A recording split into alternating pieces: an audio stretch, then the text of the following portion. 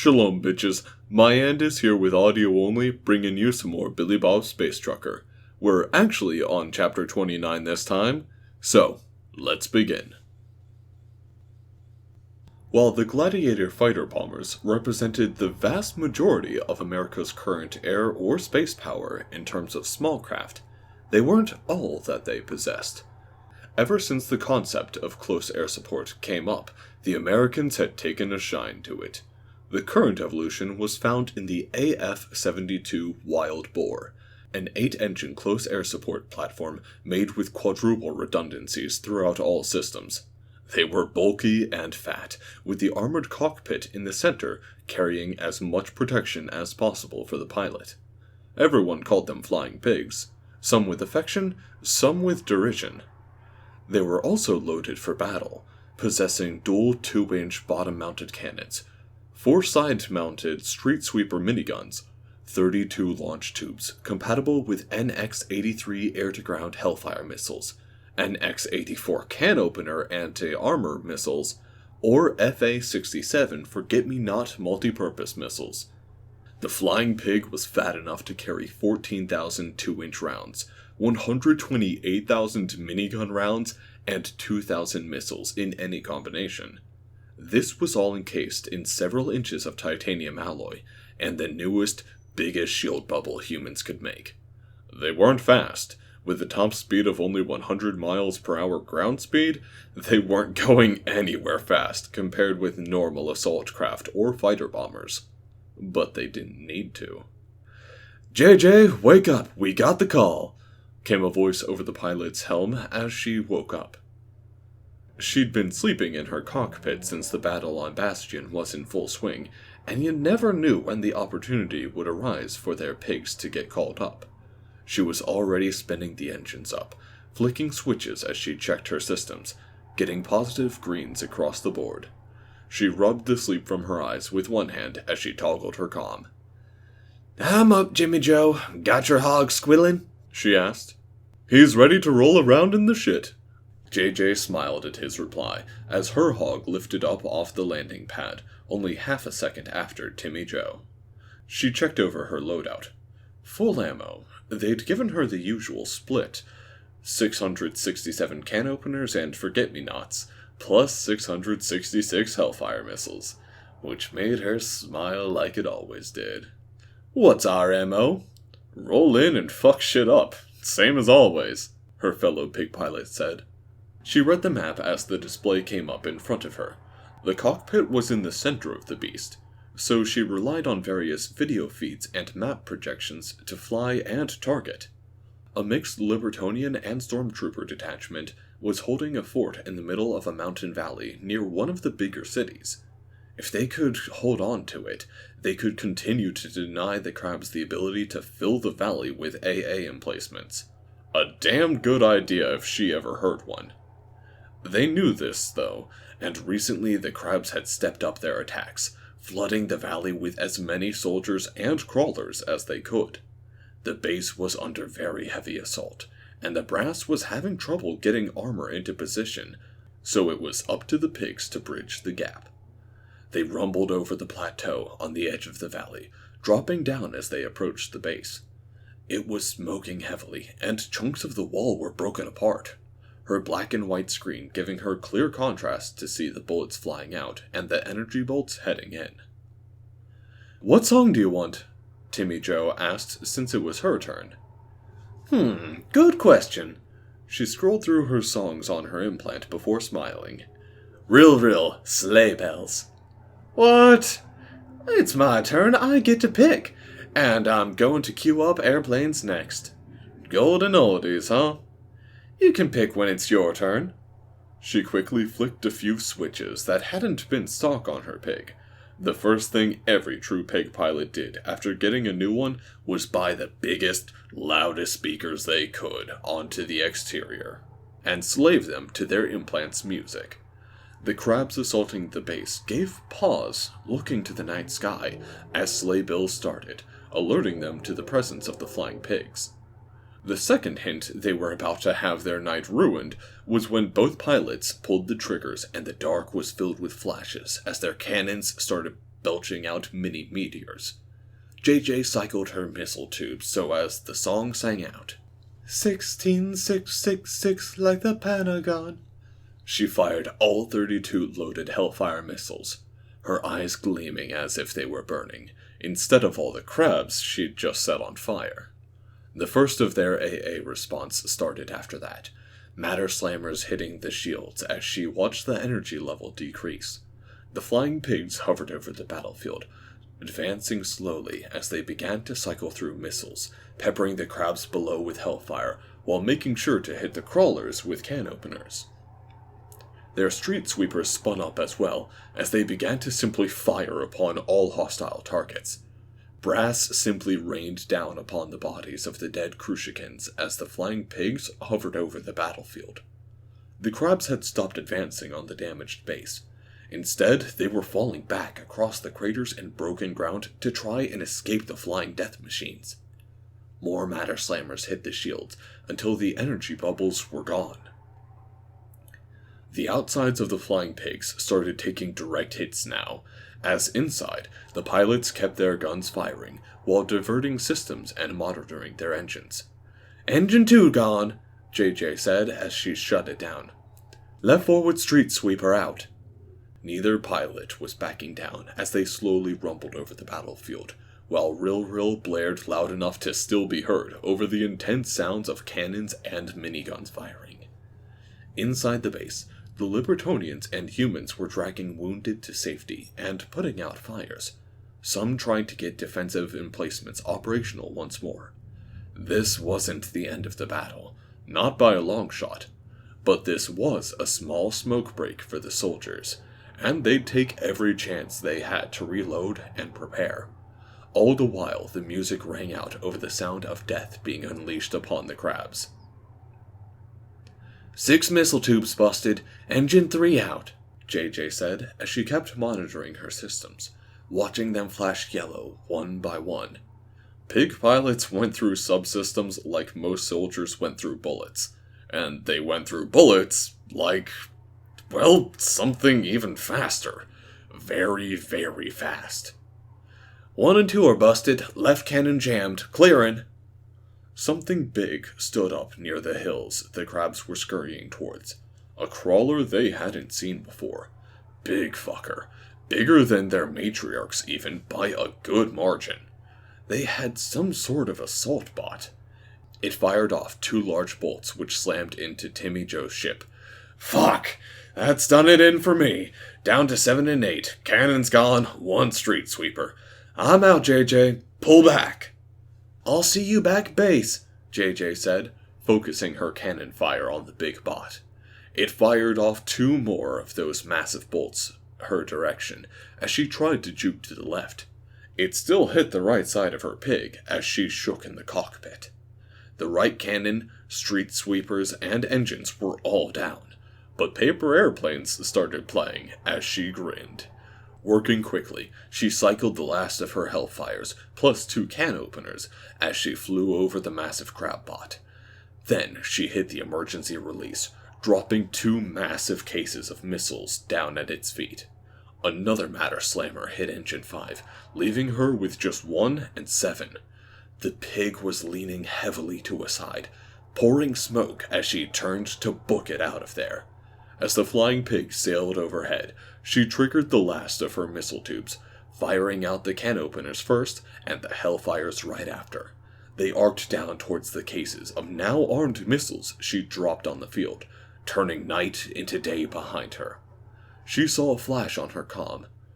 "Oh, Jesus Christ, you gorgeous flying pig. Thank you. When this is over, I'll buy you a drink."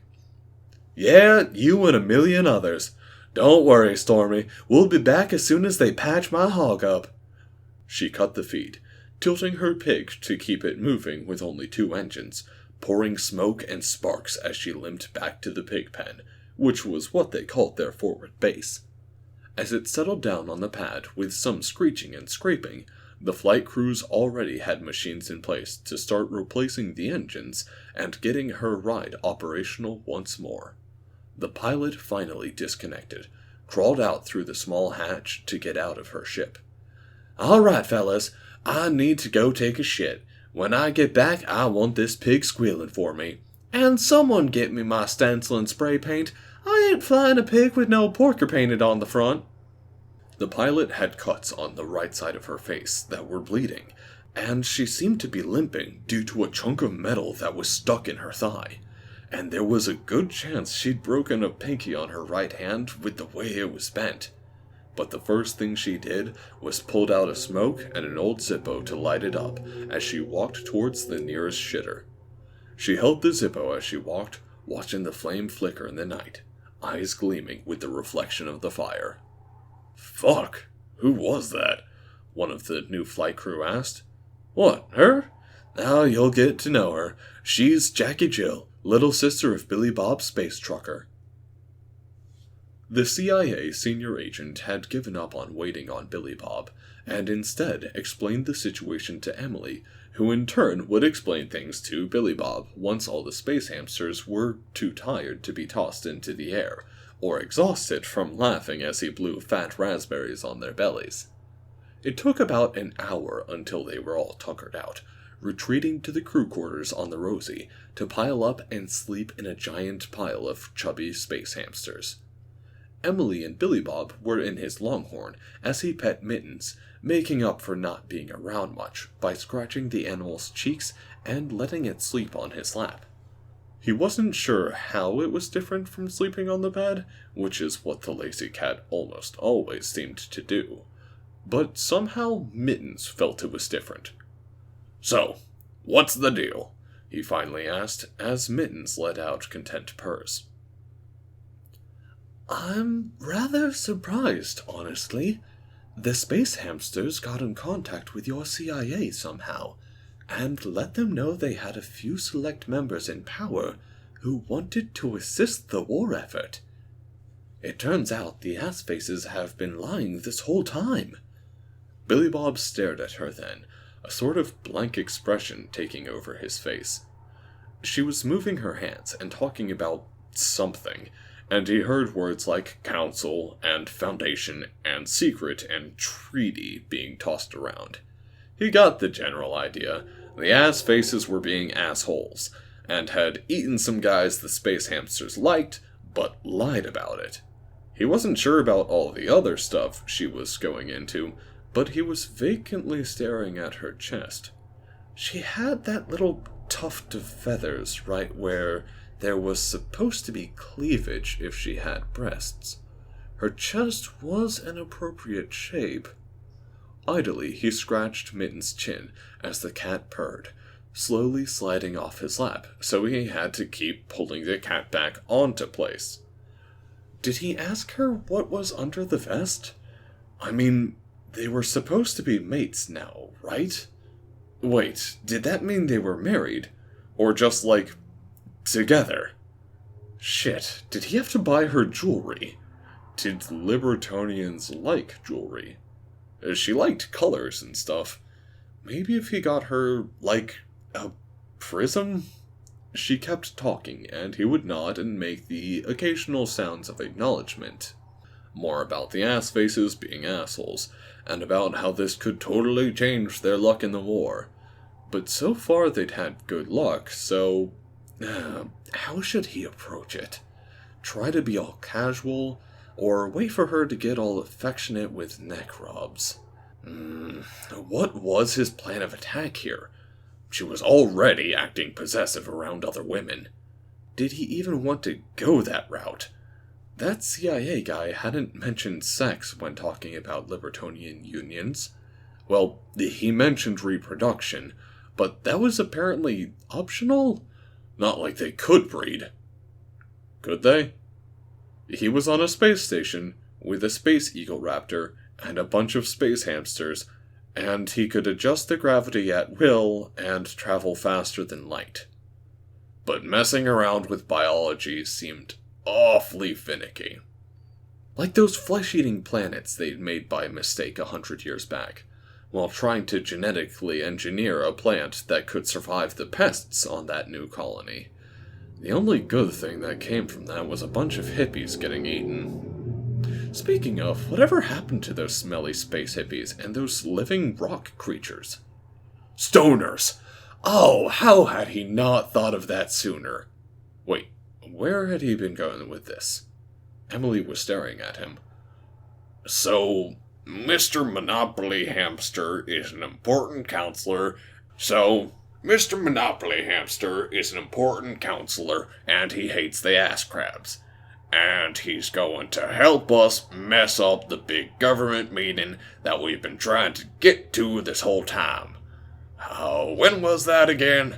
At the end of this space week. Oh, Jesus Christ, is it? I thought we had way more time. He blinked a little at the realization that he'd been traveling with her for almost a month now. In fact, he was fast approaching Halloween. Maybe he'd show her how to go trick-or-treating. Wait, where was he going to find her a costume? And also, where was he going to find a place to go trick-or-treating? Shit. Maybe if they finished up this galaxy-ending thing soon, he wouldn't miss it. Oh, but America was at war, and UHG Halloween just wasn't the same. Ooh, but Canada! They weren't bad. After we expose the founders for the suppression device, and the space hamsters throw their support to us, it'll really undermine their authority. I'm not sure how much influence they have over the other species, but there's a chance we'll only have to fight the Fleckos, Ass-Faces, Fish Cops, and Space Poodles. Isn't that what's going on now? Well, that's because the other species have to build up and move into position. Those three were simply the only ones ready for war. That reminds me, I haven't heard much about the Fleckos in the war. Well, they mostly engage in what most species would consider a brutal melee combat style. So, humans would probably crush them without much effort. That'll teach those dancing posers who get served and effed in the A. I still don't know what that means. Don't worry about it. She smiled at him then, and slid forward a little. You know, we're all alone now. He froze as she said that. He hadn't decided on how to approach this yet. Oh, she was taking the lead. What did he do? Play it cool, Billy Bob. Well, aside from Mittens... He lifted the cat up, who let out a snort as he was disturbed from his resting place. So Billy Bob quickly set him back in his lap, rubbing a hand along the cat's belly as it opened its arms and legs up. Then he gasped as the cat had wrapped its big paws around his hand and started to bite and kick his paw. Ow! Knock it off, you furball! He tossed Mittens off his lap, the cat landing on his feet and staring back at Billy Bob, before sitting down and starting to aggressively clean himself, in a way only cats seem to be able to do. Well now, we don't need to worry about him, Emily purred out. This is very true. It's just the two of us now. Did he break out the present? No, he still wanted to save that. Music. Oh, should he get a slow jam started? Had he even exposed her to those yet? Then he watched her lean forward, before pausing, shivering as her feathers seemed to get all ruffled out before smoothing over, and she opened her mouth in what he realized was a yawn. But it's been almost 5 hours since I slept. I'm really tired. Yeah, and you've been so busy.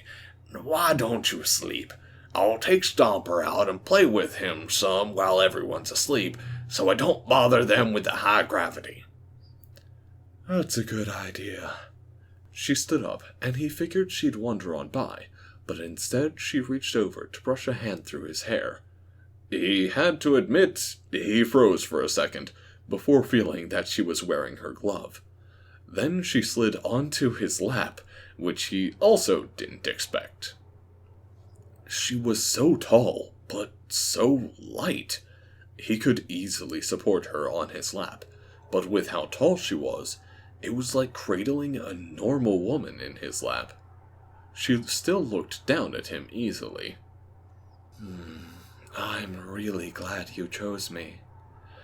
Hey, we've survived all kinds of chaos so far. I'm sure a little more won't hurt. Are you implying our relationship is going to be chaotic? Seeing as how you've nearly killed me twice, yes, I do. Oh, hush. Once this is over, I'm sure there will be peace. And then we'll have some nice quiet time together. Enjoy state dinners and ceremonies. Whoa, whoa, whoa! What part of our time together has made you think I want to be a part of any social official dinner? Oh, come on. You're the diplomat. You go. Just bring me back a doggy bag. She frowned before he went on. That means bring me back the leftovers from dinner.